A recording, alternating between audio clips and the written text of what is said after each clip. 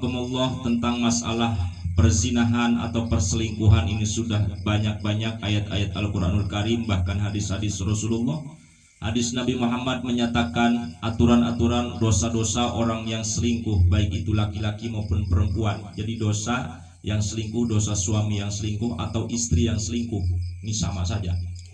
Jadi maksudnya bagaimana? Seperti contoh begini, si A mempunyai istri, istrinya ada di rumah, tapi di luar rumah dia selingkuh sama istrilah orang lain, sama istri orang lain. Jadi dia selingkuh sama istri orang lain, namanya selingkuh. Terus melakukan perzinahan, otomatis kalau sudah tahu sama tahu, ya sudah berjalan begitu saja, namanya selingkuh.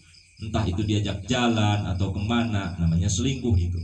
Jadi selingkuh itu luar daripada pengetahuan istri di rumah. Nah, jadi suami membawa istri orang, itu namanya selingkuh. Dosa orang yang selingkuh atau dosa suami yang suka selingkuh.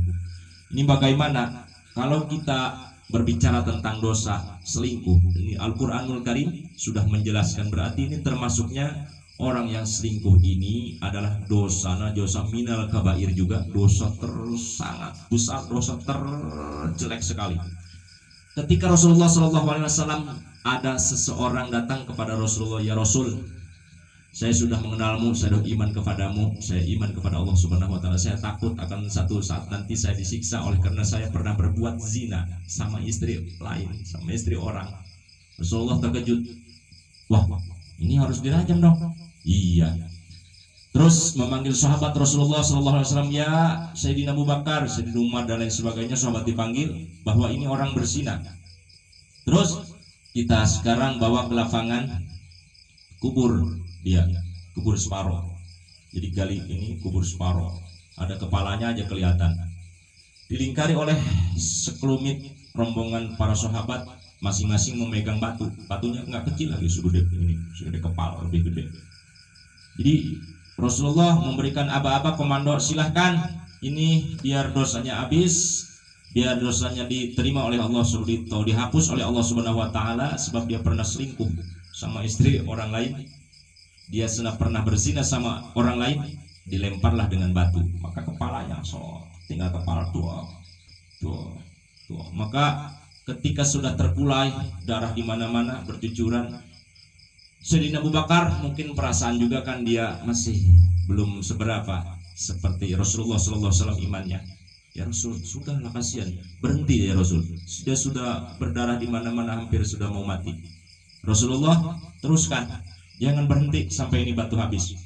Hitungan batu ini sudah dipaskan, habiskan batu, maka dilemparkan lagi oleh Sayyidina Ali. Terus dilempar lagi sampai orang yang berzina tadi, sahabat tadi meninggal, mati. Maka para sahabat terdiam, tetapi Rasulullah SAW tersenyum. Kata Rasul, kenapa ya Rasul tersenyum?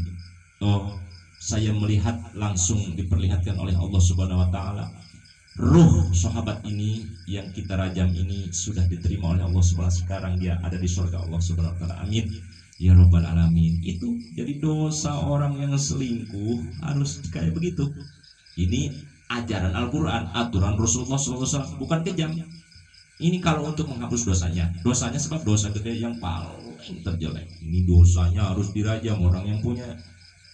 Bahkan diriwayatkan di dalam waktu Isra Mi'raj, Rasulullah SAW pernah melihat orang makan, dihidangkan dua makanan. Ini makanan enak, ada bumbunya wangi harum, wow. Sebelah kirinya ada makanan yang busuk, wow, wah nggak karu-karuan pokoknya. Barang siapa yang makan pasti muntah-muntah. Dihidangkan dua makanan, maka dia ambil makanan itu. Jadi makanan yang bau, daging yang penuh belatung dan lain sebagainya, bangkai lah. Dia makan, tapi ini yang enak kok nggak dimakan gitu. Tololnya begitu orang selingkuh itu. Sudah ada istri di rumah yang halal, yang bebas mau ngapain, nggak ada yang neriak-neriakin, malah keluar janjian sama istri orang lain, istri blow on lagi. Ini nanti di nerakanya dia disuguhkan begitu. Jadi dia bukannya ke surga malah ke neraka. Disuruh ke surga nggak mau, ke neraka saja. Disuruh ke surga, neraka lagi, nanti makan kayak gitu, bangkai-bangkai.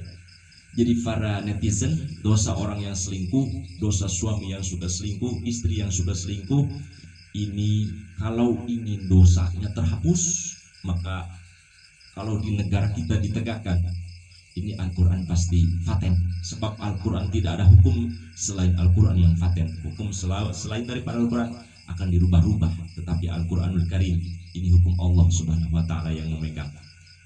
Tapi ada cara yang lain, memang juga ada. Orang yang suka berzina, orang yang selingkuh, ketika dia mau sadar, diterima. Innallaha kana ghafurur rahima. Allah itu, zat Allah itu ghafurur rahima, maha pengampun, maha pengasih, maha penyayang. Kalau Anda sekarang sudah mau tobat, Anda bagaimana nanti sudah mengetahui alam yang selanjutnya, alam yang dimana tidak ada lagi pembahasan masalah tobat dan sebagainya, tinggal menyicipi dan menikmati. Sekarang saatnya tobat, kembali, nadamah, menyesali perbuatan. Yuk kembali saja kepada Allah Subhanahu wa Ta'ala. Jangan kau ceritakan dosa-dosamu, jangan kau ceritakan kepada orang lain, hanya kepada Allah Subhanahu wa Ta'ala. Meminta maaflah kepada makhluk-makhluk Allah, berbanyak sedekah dan lain sebagainya. Insya Allah kalau kita istiqomah, dosa-dosa itu Allah akan ampuni.